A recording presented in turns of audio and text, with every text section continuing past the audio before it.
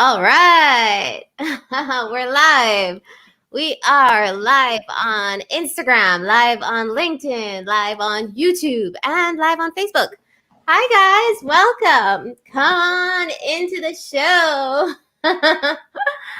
You missed my dancing for the 30-second countdown if you weren't on Instagram. So Instagram, you're going to see the behind the scenes of the session, but my focus is going to be on the slides and the questions coming in from YouTube and LinkedIn. Hi, guys. Welcome. Welcome.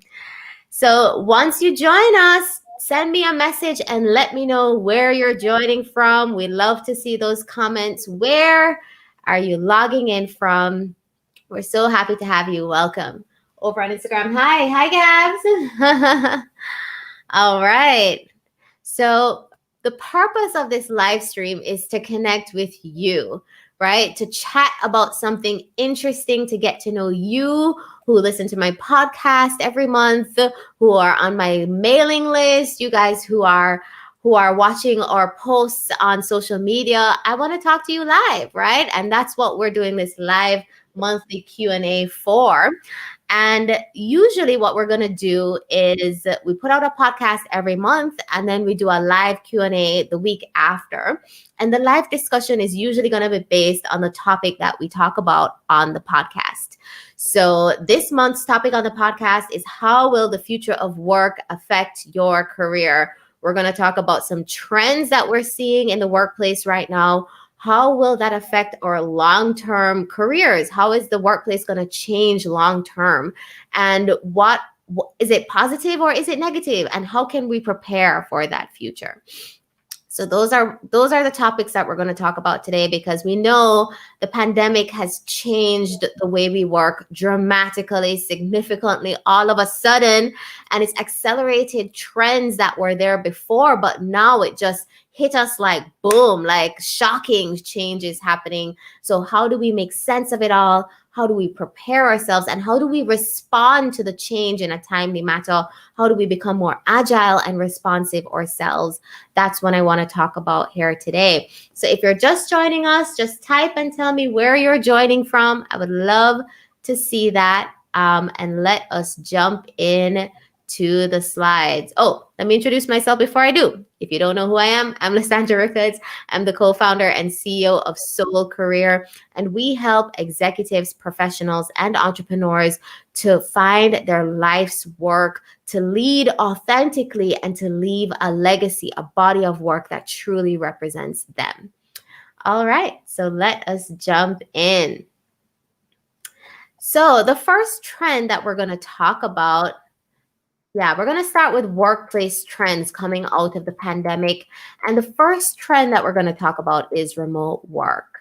And are we tired of talking about remote work yet? Like, I'm tired of talking about remote work. But there are some nuanced things that we want to talk about here today that are probably different from what we were talking about before.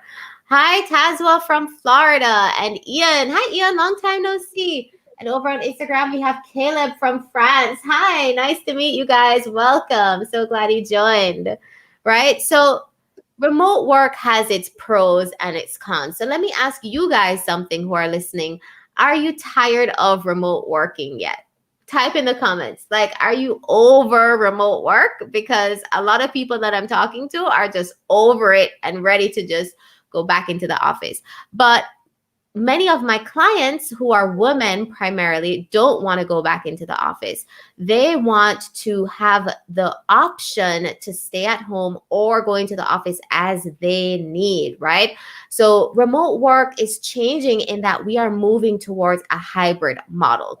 Some work from home, some work in the office. But the key to that change is that the worker, the employee, wants to have ownership over their time, and they want to be the decision makers as to when they go into the office and when they stay home.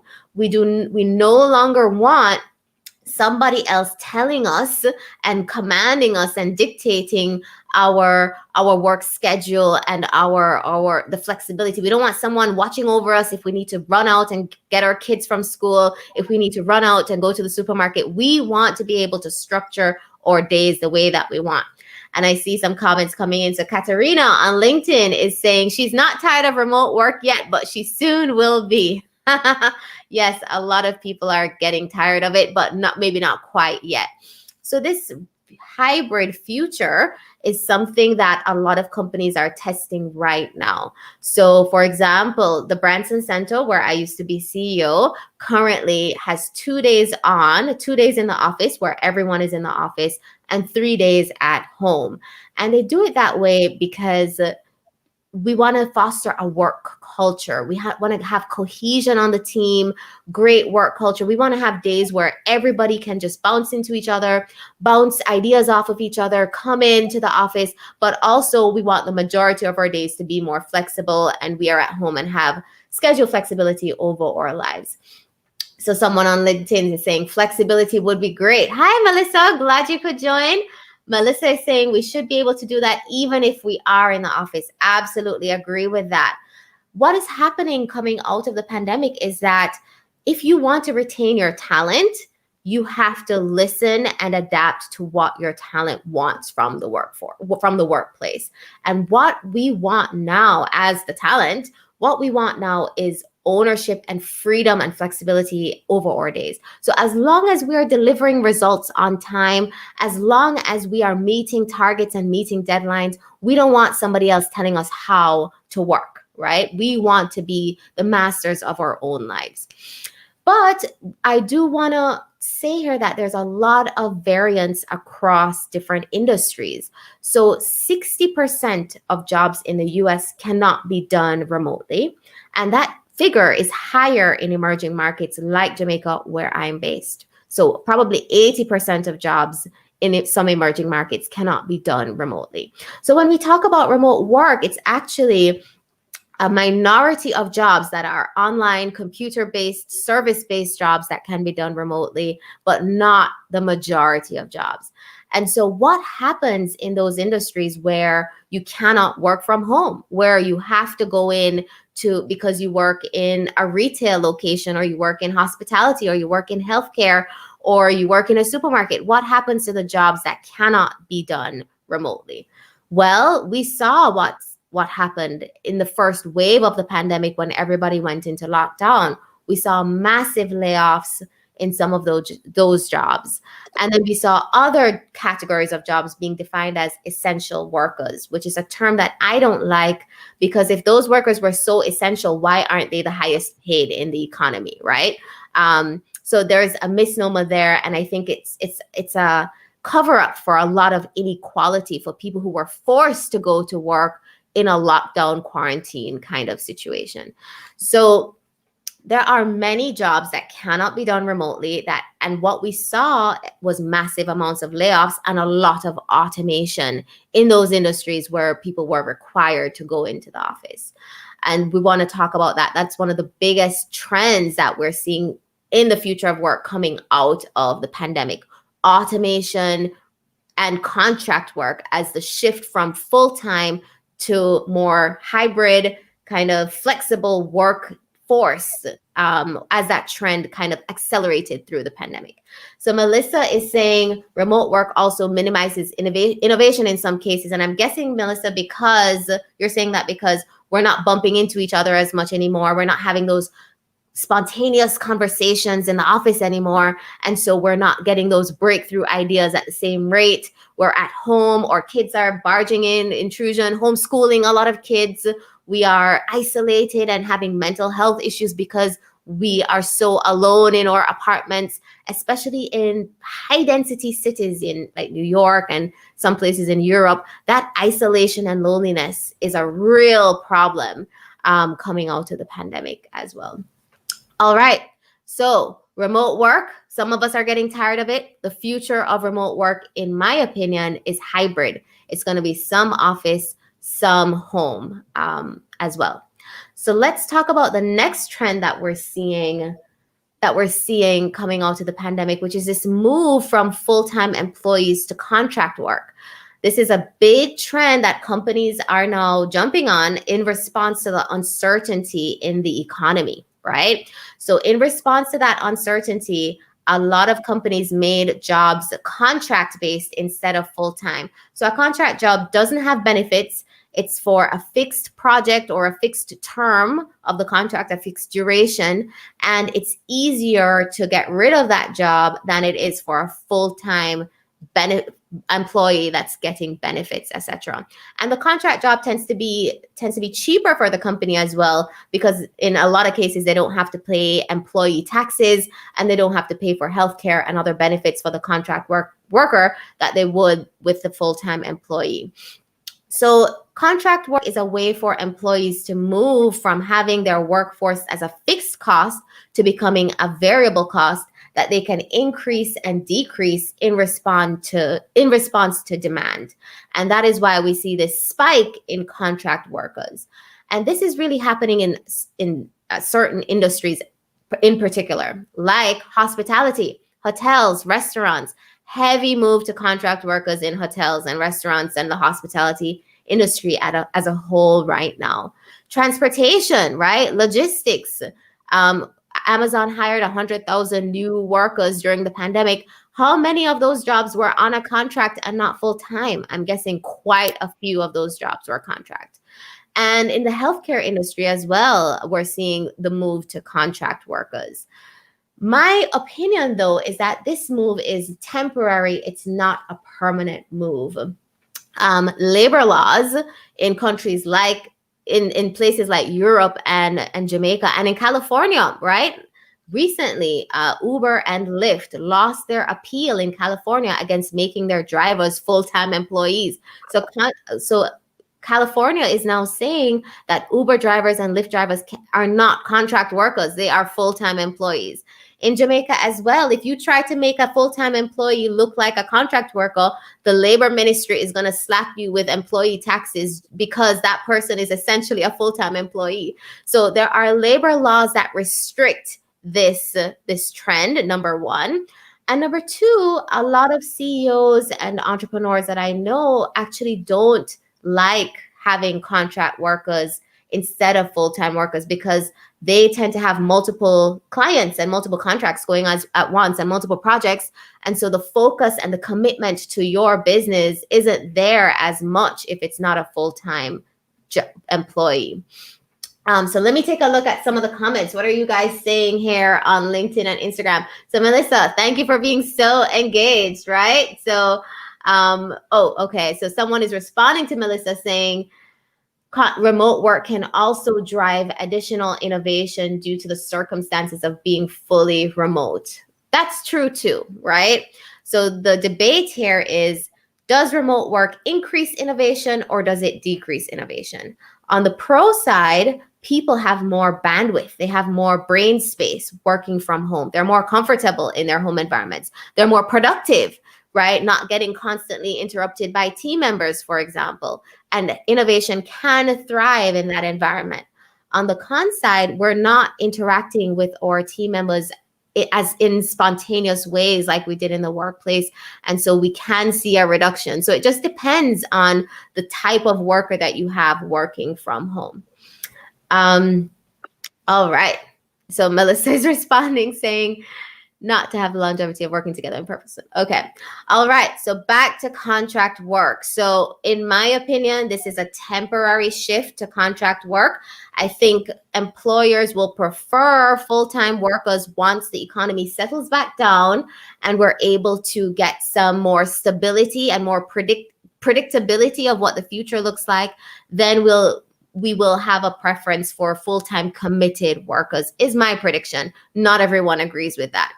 My other prediction is that contract work is a holding pattern. It's a placeholder for figuring out how to automate a lot of jobs and a lot of roles.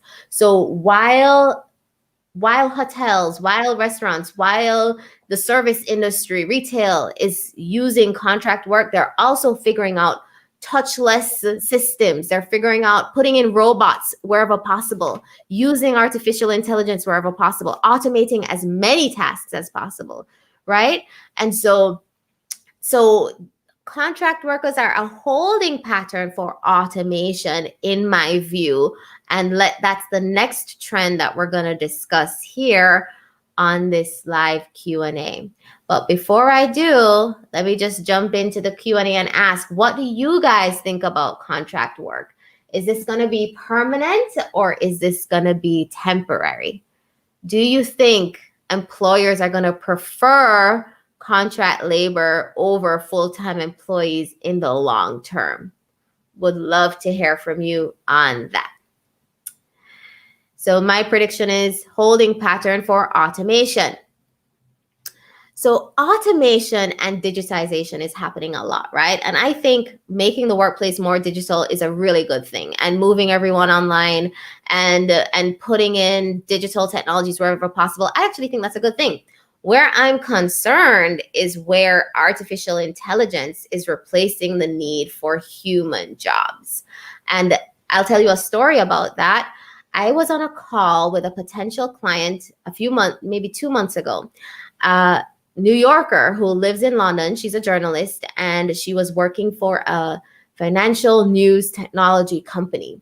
And one of her responsibilities in that role was to feed into this artificial intelligence bot that they were building, I think, to scrape the internet for financial news, right? So she fed into this bot over the 6 or 7 years she was at this company, and was told in the pandemic that the AI, the artificial intelligence, is taking over her job and has replaced her job.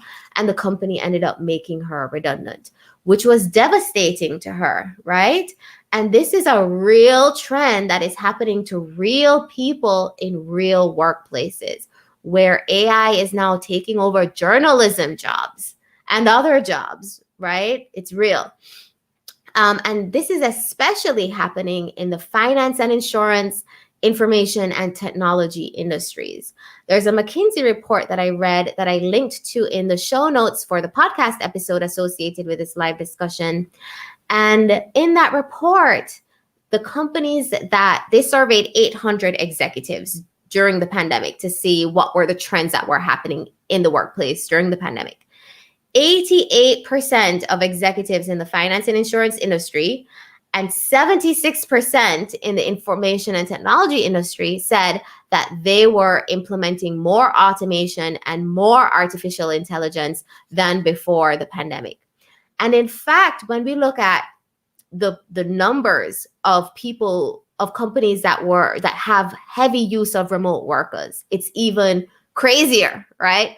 80% of executives, where the majority of their workforce worked from home, started implementing AI and automation.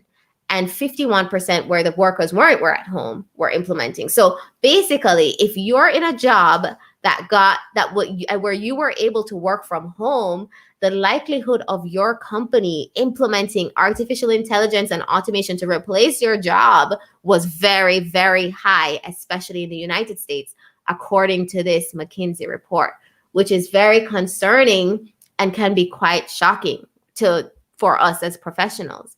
And in fact, we see companies like FedEx replacing human employees in their distribution offices, replacing human employees with robots because of the need for more distancing, social distancing, and contactless workplaces. They're now using robots a lot more than ever before.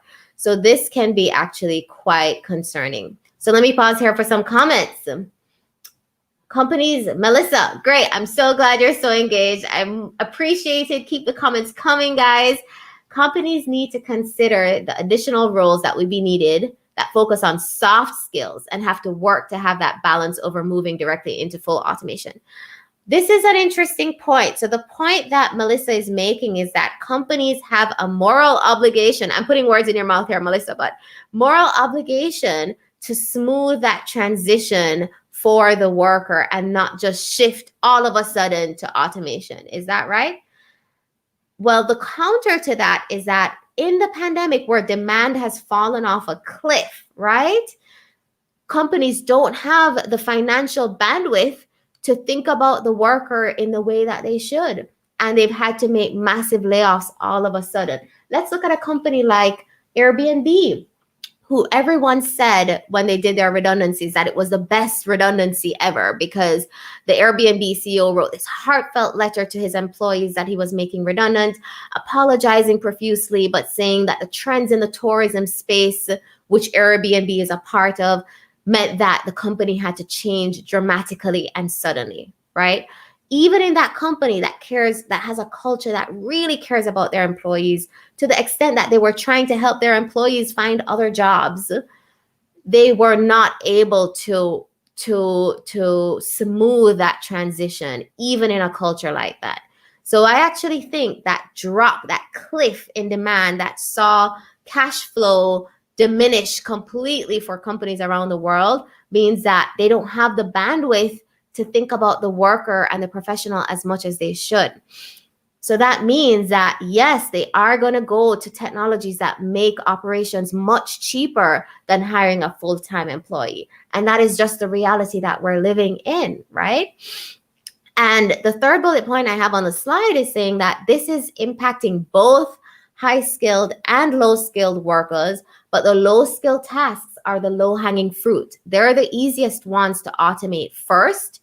But as we see, the industries that are moving heavily into automation are highly skilled industries: finance, insurance, information and technology. So no job is safe from automation.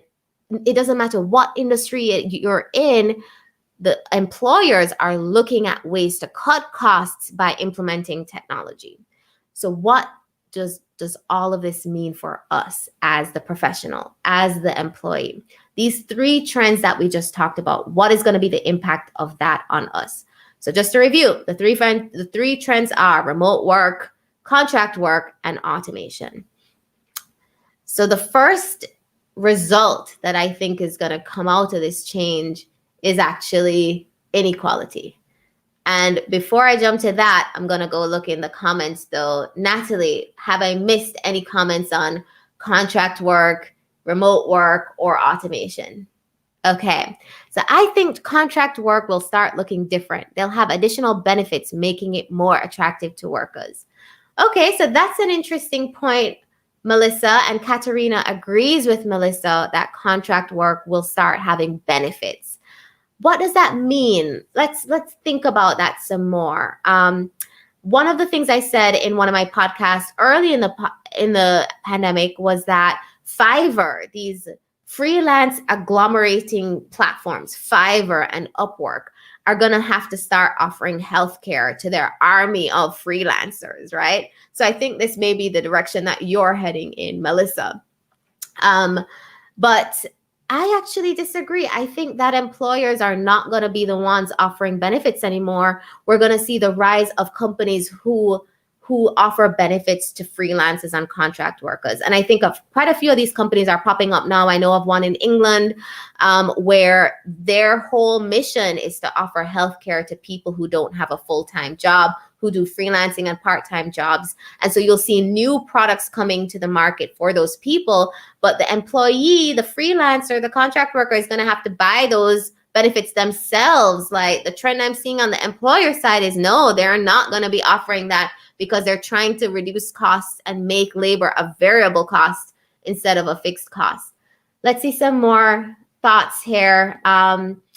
Natalie, okay, so Melissa is responding saying one, okay. All right, so Melissa is responding saying that work will become more human, and we're gonna get to that very shortly, Melissa, so that's a good point. But I see some other comments here.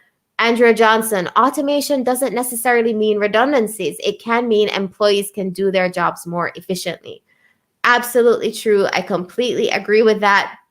And we're seeing that happen right now with digitization, right? So I actually differentiate between digitization, which is using technology to do your job more efficiently, in my definition, and automation, which is replacing the need for any kind of manual intervention in a task with an automated system built on machine learning and artificial intelligence. So that's kind of how I'm delineating those two topics of digitization versus automation. And for me, my prediction is automation. And it's not just a prediction, it's playing out in the data. Automation, artificial intelligence is increasing rapidly and it is replacing human jobs right now. But that doesn't mean it's all doom and gloom. There is a silver lining to that, which I'm going to get to and which Melissa just hinted at. There's one more comment here that I want to get on. Andrew Fairman is saying Scotiabank made a recent announcement that's a shocker.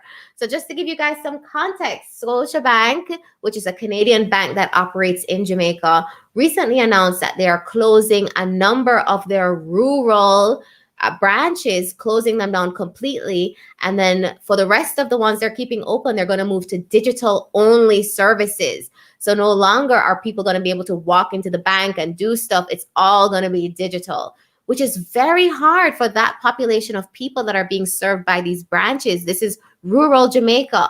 Are they on the internet? Do they have internet access, computers, laptops at home? Do they have smartphones where they can access banking services online? That's a big question. And so a lot of people are worried that this means that this population of people are going to be underbanked coming out of this announcement by Scotiabank. Yes, Andrew. So this is exactly where I think it's going. So Andrew is saying, interesting topic. Employers will try to use contract work to save money. Freelancers will need to pay for their own benefits. That's where I think this trend is going.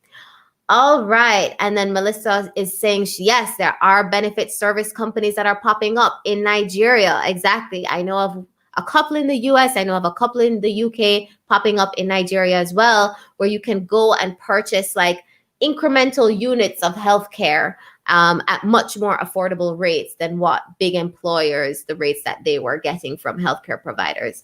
So this whole industry is transforming right before our very eyes. So what is the impact of these three big trends on the future of work and on our careers? Number one, we are seeing this happen real time. Inequality is increasing dramatically and has increased dramatically. Not just low-skilled workers versus high-skilled workers, which is there's a big rift that happened in the pandemic between these two types of workers, but we're also seeing massive increase in gender inequality. As children are home from school and parents have to take on full 100% ownership over the education of their children now, we're seeing that the burden of childcare, as forever in the history of humankind, the burden of childcare has fallen heavily on women. And what does that mean for women in the workforce? Well, in America, it set them back 50 years in terms of gender balance in the workforce, right? You're seeing women, 1 out of every 3 women is leaving the workforce during the pandemic, primarily because the childcare burden or the home care burden is so high that they've had to exit the workforce in order to be able to do that. We're also seeing low-skilled workers losing jobs. Oh my gosh, I heard this podcast on the New York Times, the Daily from the New York Times. And I heard this episode where they were talking to immigrants in California who had part-time jobs cleaning hotels or cleaning restaurants and now have nothing. And because they're undocumented, they have no social safety net. And if they're ill, they have no health care. And it's just a horrible environment that we're seeing in terms of inequality for the lowest skilled workers. And the high skilled workers are being impacted as well. We saw massive layoffs at Airbnb, as I mentioned before. So what does this mean? What can we do to prepare and to respond to what's happening here? Number one is an urgent need to upskill and reskill ourselves in response to the shifts in the workplace. So can we find a way to retrain workers who've been displaced in new areas that are in high demand? For example, there's high demand now for workplace safety. All this contactless interaction that we have to do now, social distancing requirement, huge demand for workplace safety, workplace sanitation, workplace, clean workplace, reimagining the workplace. So can we reskill workers for the demand there? Cybersecurity, new huge demand for HR. And how do we think about human capital and team management and workforce management in this new normal? How do we think about redesigning the workspace? How do we think about education in the new normal? Online education, booming industry. Logistics and distribution, booming right now. Data management, cybersecurity. There are industries that are booming right now. And it is a matter of urgency that we reskill displaced workers from tourism, etc., to be able to take up opportunities where there is high demand. What do you guys think? This is a very tough topic. There's nobody has the answer to how to respond to this displacement and inequality that is happening right now. Women, racial inequality, Black and Hispanic people are being impacted the most in the pandemic in the US, for example, right? And then there's a low skill versus the high skilled. And I'd actually put low and medium skilled workers versus high skilled workers as well. There's a dichotomy there. So we're just seeing a real break, and it's accelerating. The people at the very top got way richer during the pandemic versus the people who were earning very low salaries. Huge, huge problem that we have to address. Right, so Katerina is agreeing with me. Do you guys have any solutions for this problem? Let's not just identify the problem, but try to think, how can we respond to this? Apart from retraining and reskilling, is there any other way to respond to this? And the answer is yes. And a number of you, especially if you're joining from the United States, you may not like the answer I'm about to give. In my view, universal basic income is the inevitable response to the rising inequality coming out of the pandemic, right? So if you're not familiar with this term, universal basic income is a government-sponsored program where each citizen in a country or group of citizens get guaranteed income on a monthly basis to offset the costs of rent and food and sometimes childcare, right? So for example, Andrew Yang, the presidential candidate Andrew Yang in the US, was a huge proponent of universal basic income, and he was recommending $1,000 per US citizen for food and shelter and rent and so on. And this was a fringe idea until the pandemic, because there are a lot of challenges with this, right? But it is currently being tested all around the world, in Spain, in Germany, in Australia, in Brazil. There are so many countries, and actually in the US too, the unemployment benefits could be thought of as a basic income during the pandemic. This to me is the inevitable response to the rising inequality, where we, as human beings, we have to ensure that the people who are displaced by these changes are taken care of. Otherwise, we'll have even more social upheaval than we're seeing right now. And so this is what I believe. This will become inevitable. Do you guys agree? Melissa agrees. Yes, UBI is inevitable. Andrew agrees. Yes. But what about the Americans that are in the chat? Americans are the ones who are most against UBI because it's a very expensive proposition. Where is the money going to come from to fund UBI, right? Over on Instagram, Kamoy is saying, yes, thanks for this information. She agrees. But it's a very controversial topic still, because you have to fund it from taxes or debt, right? And those are things that people do not want to be taxed more, and they don't want to be paying, they don't want the government to take on a whole lot more debt to fund this. So it's actually a very controversial topic when you dive into the mechanics. But for me, it's how else do we solve the inequality problem? There is no other way that I can see apart from UBI. I'd love to hear what you guys think. And while you're typing your responses, I'd love to hear what you think, or questions or comments.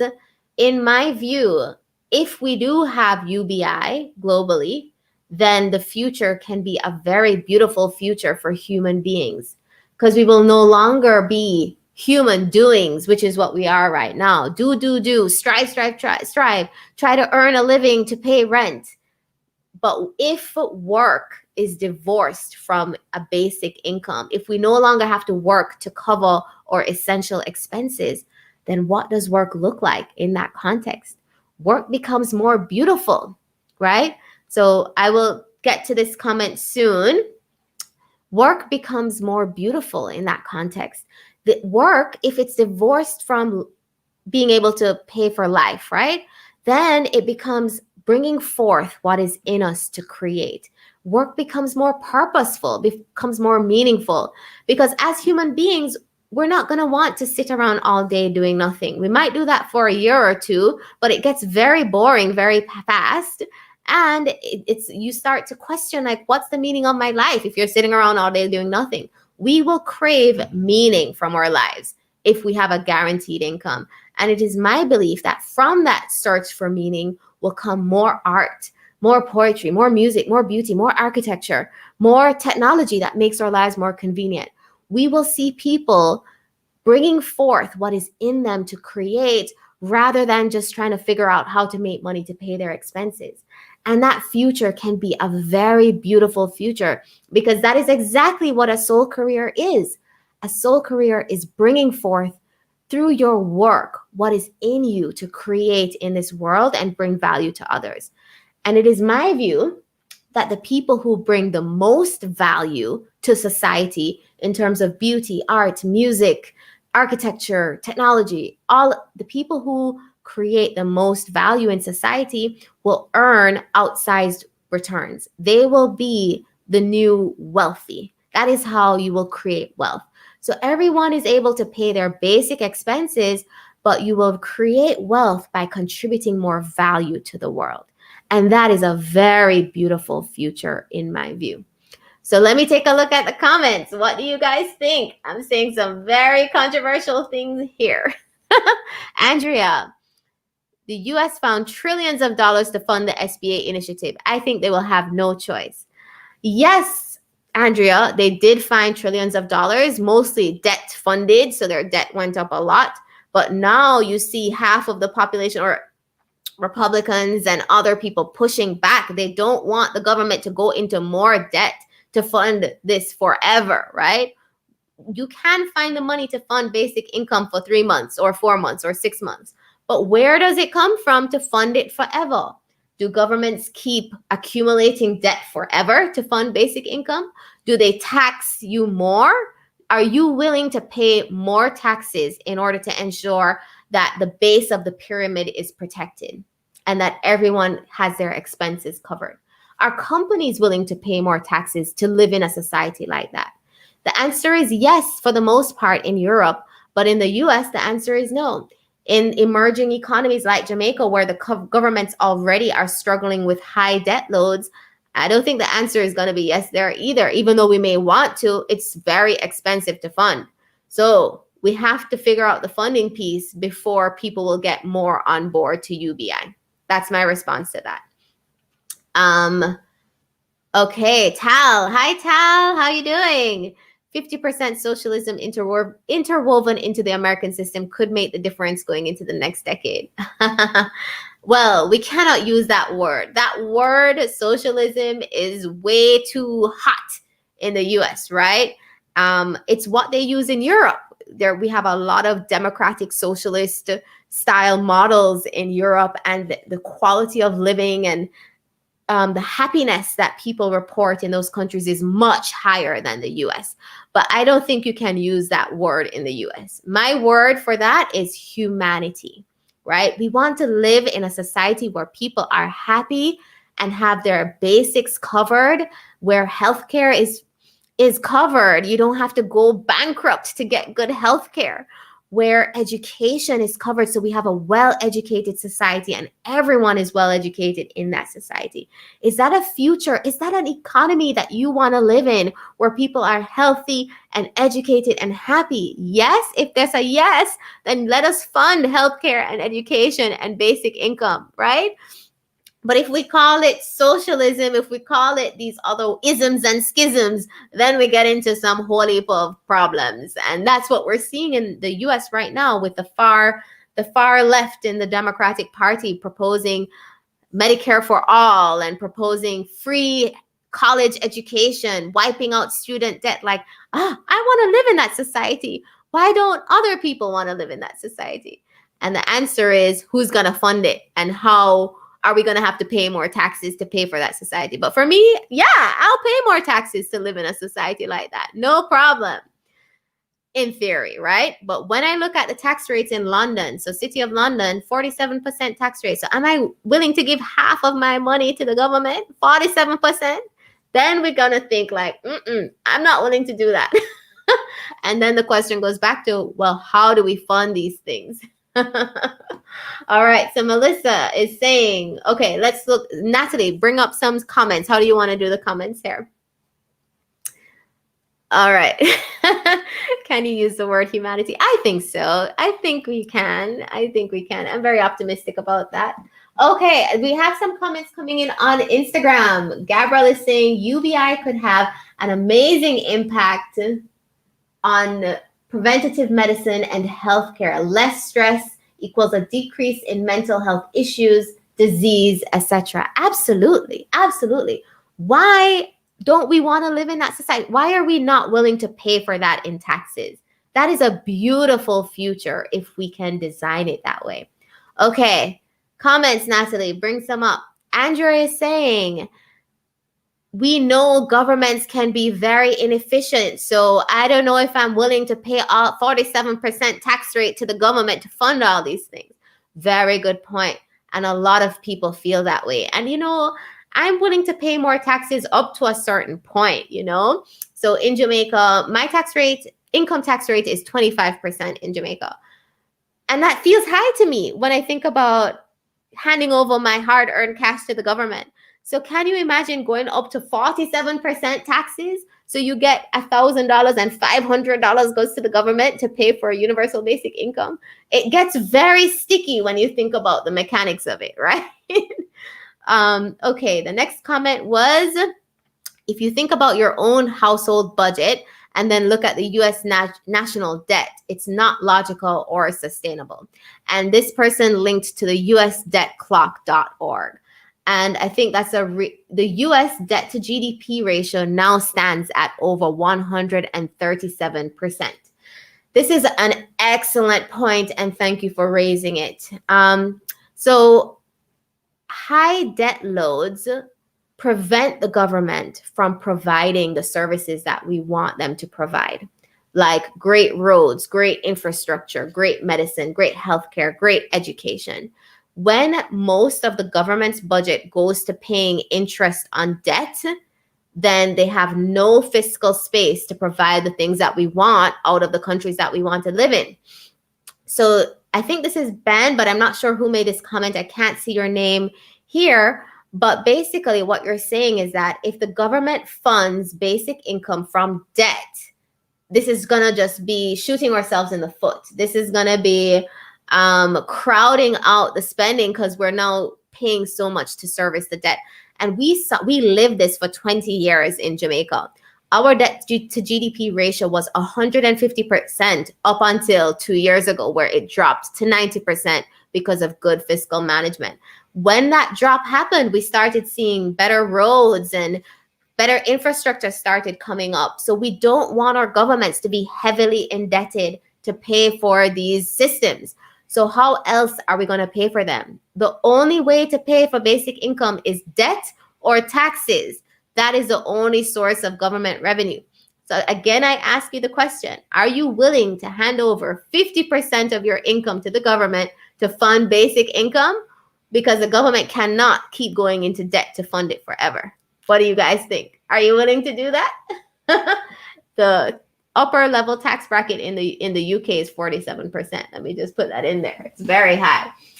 Over on Instagram, Kemoy is saying, the concept makes sense because we need to take care of the people who perform essential low-skill jobs. Exactly, I agree. The concept of a basic income makes a lot of sense, but the mechanics of how to fund it is very difficult to think about, especially in a low-income economy, emerging economies around the world. So we have to work out those mechanics, but the alternative is far worse, in my view. which is the alternative of massive unemployment, structural, a significant increase in structural unemployment around the world because jobs have disappeared forever, because artificial intelligence, robots, automation has replaced the need for human beings in many jobs. So if we live in these societies with massive unemployment, those are not societies people want to live in. That's the alternative reality, right? So what are we willing to trade off here? Because some trade-offs have to be made. So Andrea is saying, I don't know about 47% tax rate, but I think governments can do a better job of clamping down on tax evasion if they have to change the tax codes and laws. Great point. So we only have a little bit of time left, but we're getting into the nitty-gritty now, which is exactly what I wanted. So how do I address this topic, Natalie? Because Natalie and I were actually debating this in the studio before we went live, because now we're getting into issues of taxes and governments, right? We know what needs to happen, but we don't know how to fund the things that need to happen. And when we get into the issue of taxes and tax evasion and having citizens pay taxes and who is a citizen and having corporates pay taxes, then we understand why governments are currently acting the way they're acting. And let me give you an example. Coming out of the financial crisis, the US introduced this thing called FATCA, which means that US citizens, no matter where you live in the world, have to pay taxes on global income in the US. Not just US source income, but worldwide income you're supposed to pay taxes on in the US.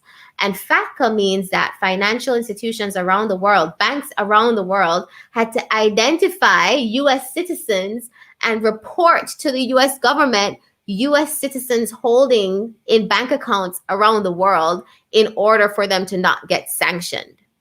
Okay?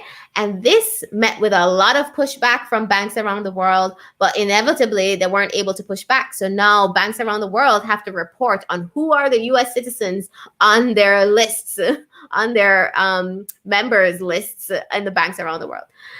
So when we think about this question, it's very easy to say, okay, governments have to clamp down on tax evasion. But what that means is if you're a US citizen living in Jamaica, the government is coming after all of your income that you're making in Jamaica. No matter where you live, you have to pay income tax to the US government on that money. That's what clamping down on tax evasion means.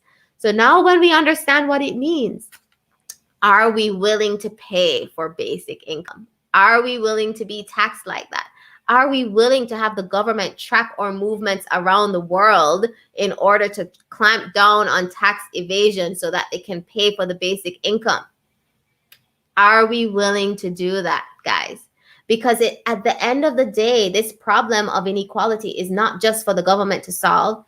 This problem of inequality is for us as human beings to solve, because we have to live in these countries. We have to be subject to social unrest, to seeing lots of homelessness in the streets. Like, we have to answer the question, what kind of society do we live in? And what are we willing to pay in order to live in that society that we want to live in? So if we want to live in a society where everyone is healthy, everyone is wealthy, everyone is educated, then we have to, as Melissa is saying on the screen here, we have to make sacrifices for that future, right? So what kind of sacrifices are we as individuals willing to make? Because the government is going to ask us to make that if we want to live in these societies that we envision. Yes, I'm seeing a lot of agreement over on Instagram. Gabby Meeks is saying we may have to eradicate tax havens. That is happening as we speak. We are seeing the OECD countries, which is primarily US and the United States, clamping down on low tax jurisdictions around the world. So even a place like St. Lucia, which was a haven for business corporations trying to evade corporate taxes, now there's a lot more regulations on having your board of directors meeting in St. Lucia. You have to be physically present. You need physical employees present in St. Lucia. So there's all the things we're seeing happening in the world is a response to exactly these questions. right? So we need to understand how difficult it is to answer and solve some of these issues. It's complex, it's not easy, and both sides have good points. Okay, more questions. So let me review everything that we just discussed. Okay, before we get there. So we discussed remote work, contract work, automation, inequality, and a potential solution to inequality, which is universal basic income. Any questions, thoughts, comments on that? Kamoy saying people who pay $750 in taxes should not have a say. I'm not getting into the politics of this. We have a big election coming up next week. Guys, vote with your conscience. That's all I'll say. Tal is saying taxed for money abroad only if you're making above a certain amount. Usually can deduct monthly expenses and even things without being taxed. This is a great point. So Tal is recommending that we have a threshold above which you're taxed. So this is called a progressive income tax. So below a certain threshold, you're not taxed at all. Then you get into another tier and you get taxed higher. You get into another tier. So the wealthiest get taxed the highest, right?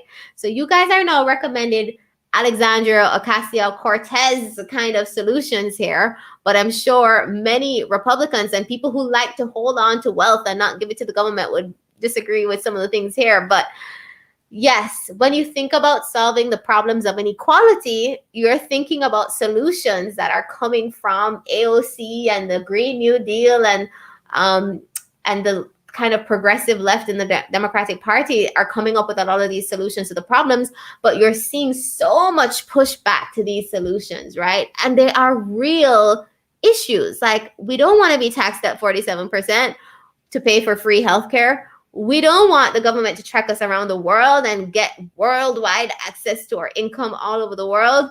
We don't want, like, there are a lot of things we as individuals, we want freedom. So this is the point of the right. Like, if you value freedom, you won't want to pay for these things. But what I'm saying is, if you value humanity and if you want to create the economy that you want to live in, the well-being of the society that you want to live in, then certain sacrifices, certain trade-offs are going to have to be made. We have a lot of left-leaning people speaking up in the comments, but the right-wingers have a good point too. So let me wrap up this session. You guys are awesome. I love the interaction. I mean, this is great. Let me wrap up with some closing thoughts. Change is scary, right? We are going through a period of massive upheaval and massive change right now. And it is very scary because nobody has the answer to some of these, has the answers to some of these issues that are coming up right now. Nobody has an answer. And if there are answers, they come with a heavy price tag. So change is very scary and transitions are very, very painful. But let's keep focused on the vision of the life that we want to create, the vision of the society that we want to live in. We all want to live in a peaceful, healthy society where people are happy and educated. If that is true for you, how can we ensure that we design an outcome that leads to that society while keeping in mind some of these pitfalls of taxing and debts and all these issues that were raised? How do we design a society that is not so unequal and so much social unrest as a result of that inequality? So we need to come together and design a solution while keeping that society we want to live in mind. That is what I believe. We all want to live in that society where we can bring forth and create what is in us to create in the world. So let us design it that way. And I think Europe is really leading the charge on answering this question. I really do. There are many European societies that have thought through this question, and where I would love to live in some of those societies right now. And they're doing a better job of just protecting their human beings. Because remember, we are human beings. We're not human doings. right? So we don't have to do to be valuable as a human being. And so when we divorce work from income, then we can create a society where human beings are able to express their full potential in that society. That's what I believe. And that's a little left. So if you're on the right, I'm sorry, it was so left leaning. I'll do another session for you. But that is my belief. Servant economy as a model. All right. Come to Croatia. Katarina, so you're loving living in Croatia. Kamoy is asking on Instagram, what are some of your favorite financial resources to read daily? So guys, everyone should sign up to Morning Brew. Morning Brew, like coffee, brew, BREW. Morningbrew.com. It's a great kind of roundup that I read every morning of business and financial news around the world. And it's written in a really funny way. Highly recommend it. Any other questions as we close out? Questions, comments, thoughts, solutions? Okay, Natalie has one question here. Okinawa, Japan is the perfect example. So people on Instagram are giving some examples of places that have solved this issue, right? Of how do we create a society that we want to live in? So Okinawa, Croatia. I'd love to visit. I haven't been to any of those places yet, but I would love to visit. I love Spain. Spain is my favorite country in the world outside of Jamaica, and they just introduced the basic income there, and it's being written about a lot in the papers. I love that country deeply. Okay, so the last question before we close out, what role will geography play in the future of work? Do you think jobs will become borderless? Stay tuned for the answer to that question. That will be one of our next podcast episodes. Melissa Powell is working a lot on that, and she'll be joining me for that episode. She was very active in the comments here. So we will be discussing, will jobs become borderless? Remember, jobs, taxes, government revenue, they're all tied together. So very complicated issues to dissect there. So thank you guys for joining. I saw someone say I learned a lot. Andrew, that was you. Thank you so much. And join me again next month for the next live discussion. I love engaging with you guys. Thank you so much. Bye-bye.